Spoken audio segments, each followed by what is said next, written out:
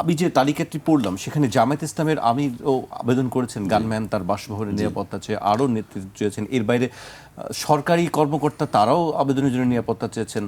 না আমি আমি মানে যতটুকু জানি সরকারের পক্ষ থেকে এরকম একটা দেওয়া হয়েছিল যে যখন আপনার হচ্ছে যে হাদি হত্যা হলো, তখন এরকম যদি চাই মানে হচ্ছে যে নিরাপত্তা সরকারের কাছে চাই, কেউ যদি সিকিউরিটি থ্রেট ফিল করে সরকার পক্ষ থেকে সহযোগিতা করা হবে বা এরকম একটা আশ্বাসের প্রেক্ষিতে যতটুকু জানি আমি এরকম আবেদনগুলো এসেছে এবং আবেদন করা হয়েছে।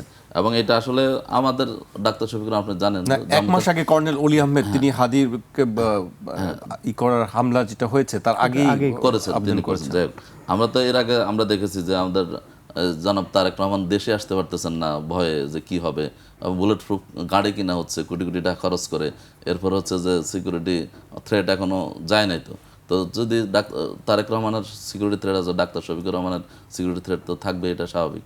যদি সবাই তো ফিল করতেছেন, এখন যদি হাদি যদি নিরাপদ না হয়, ডাক্তার শফিকুর রহমান কতটুকু নিরাপদ বা আমরা আমি ওই দিন বলেছিলাম হাদের ইয়ার পরে যে যদি প্রার্থীরা যদি নিরাপত্তাহীনতায় ভোগে, আশঙ্কায় ভোগে, আমরা যখন মানে নিজে প্রার্থী হিসেবে যখন গণসংযোগে যাই তখন সবসময় আশঙ্কা থাকতে হয়, না জানে কোনো ধরনের পরিস্থিতির মুখোমুখি হইতে হয়।